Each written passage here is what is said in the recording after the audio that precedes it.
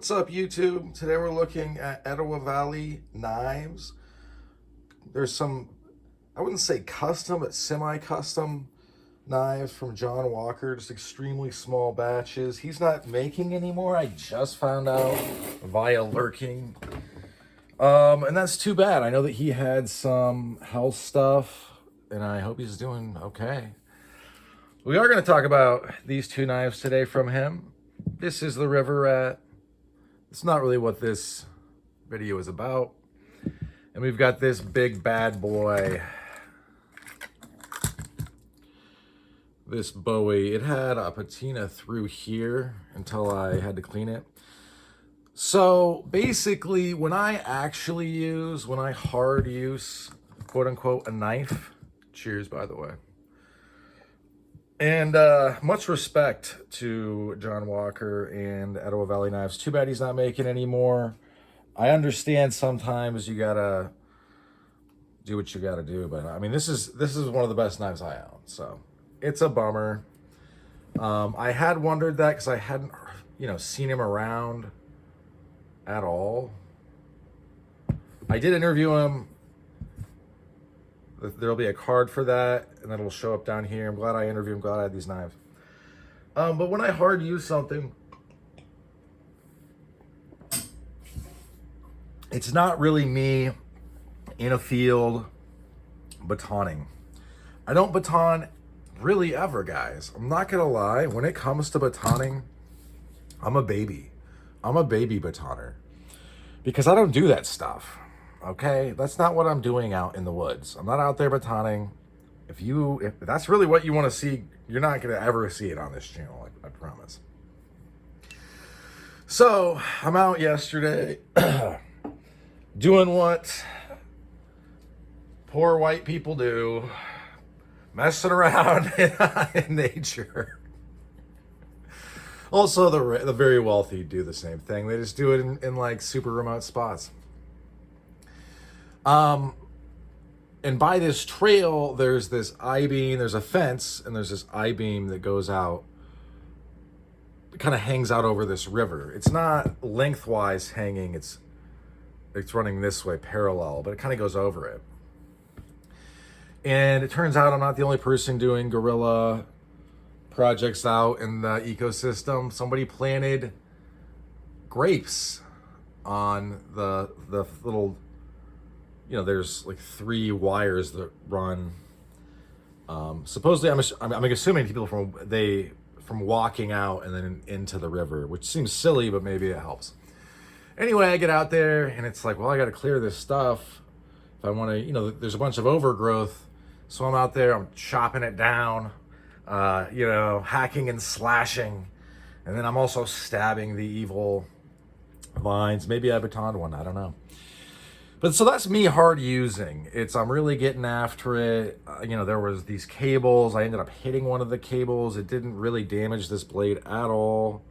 Right there is where it happened. You can kind of see it because it marred the metal. Yeah, you can kind of tell right there. It sharpened right back up.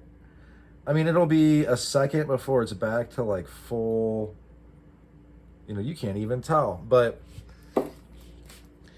this thing is done great.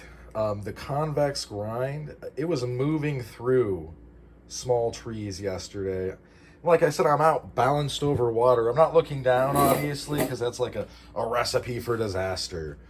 I'm out on over this water, this fast moving current. The water where I am is also very polluted by runoff. And from, like hog lots, and also because I live in a rural place, a rural state.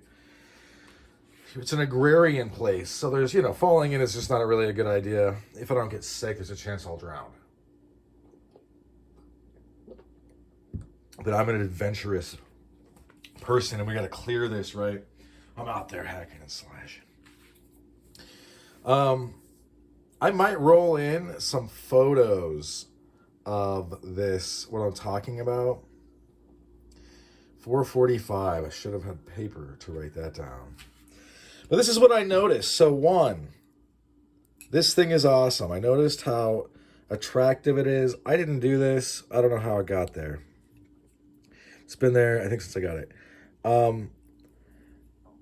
The way that this is molded for the hand is just ballin'. Like, it's one of the best things ever. Also, where this is placed is very intelligent. It makes it super easy to kind of go back. And when I was doing the old hacking yesterday, it really allowed me to like kind of go back and get some leverage. This thing wasn't going to come out of my hand. So that was great. Sharpening out the little ding, super easy because it didn't chip. It just kind of rolled because it's super tough. 8670 steel. Just a super great experience out there with this. Unfortunately, this is now unobtainium. So, you know, it's got this great harpoon right there, this nice choil. Just a super, super great blade. And it performed super well yesterday. I'm trying to think what else. Because I had some thoughts. Oh, yeah. This thing by Armitage Carry, I'm pretty sure that's who made this. Let me try to find a maker's mark. There's not one. Is awesome because it lets whatever you're wearing, and I didn't really realize this, come down and set very easily behind this. This is hanging, you know, it's a dangler hanging off your blade. I get this is $35, this dangler, and people kind of are like, oh, you know, how could it cost so much? This was so awesome yesterday. This is plastic. I kind of wish this wasn't plastic, to be real honest, but I'll take what I can get.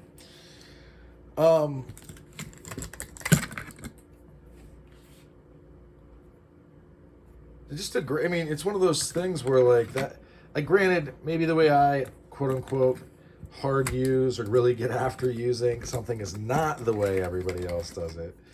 But, you know, it is, that's what I got up to. And super happy with how it performed. Didn't worry at all about anything. Just got after it. And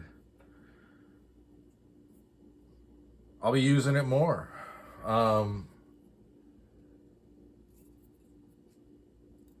Just a great piece. Lucky to have it. Micarta pens.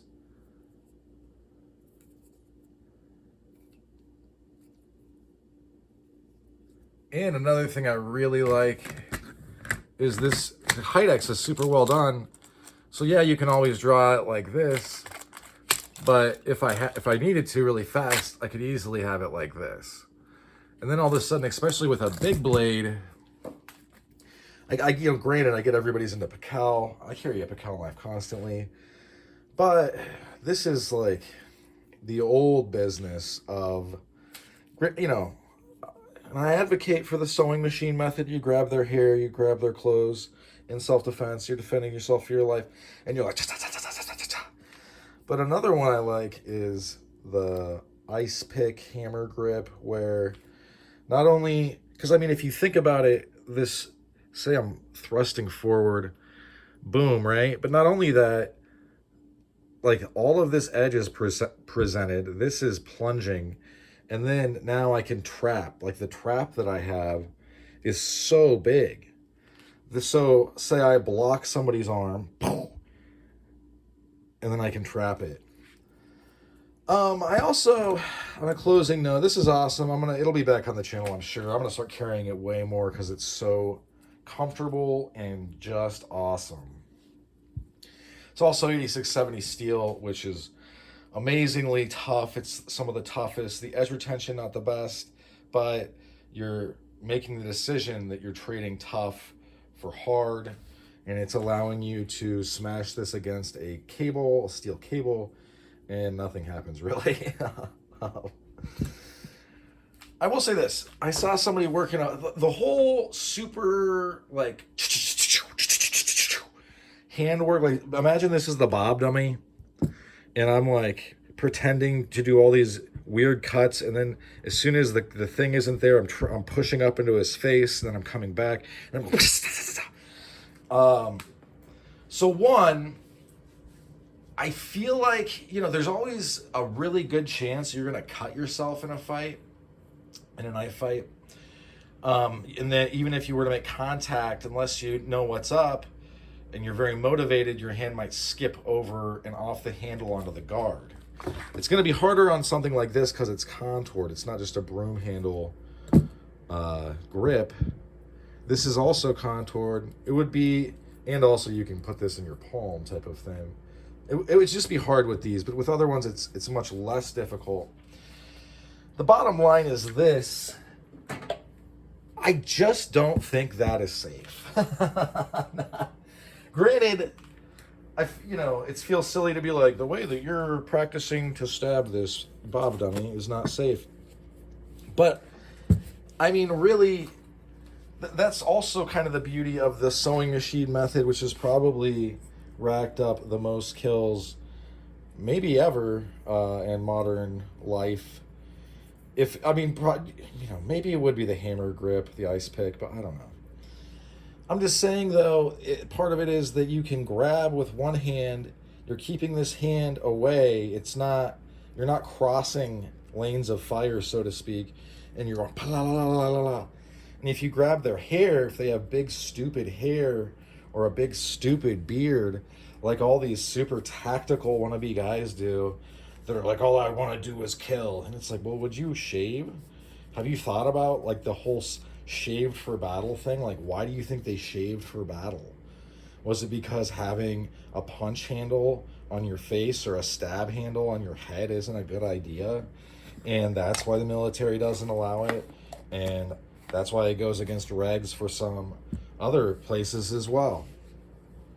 I'm just saying, the way I'm seeing some people train is just like, I don't know what fantasy you live in that you think that that's gonna be effective, that you're not gonna hurt yourself. And also, if this person just doesn't have their hands up, are you just practicing murdering people? If you are, why do you need to practice that? Do you need to practice stabbing somebody who isn't defending themselves? I would assume you don't. I would assume that's pretty innate. That's pretty, like, baked into the human experience. Anyway, I mean, it's so obvious that some people need to put down whatever book, manual, digital class that is gassing them up, and they need to go to a gym, and they need to just try Filipino martial arts for a little bit. Just do some combative training. It's just like, dear God, what is happening? Anyway, so yeah, this is super good to go. It'll be back on the channel, I'm sure. That's about all she wrote for this one. Thanks for sticking with me to the end. Hope you have a good rest of your day. Bye now.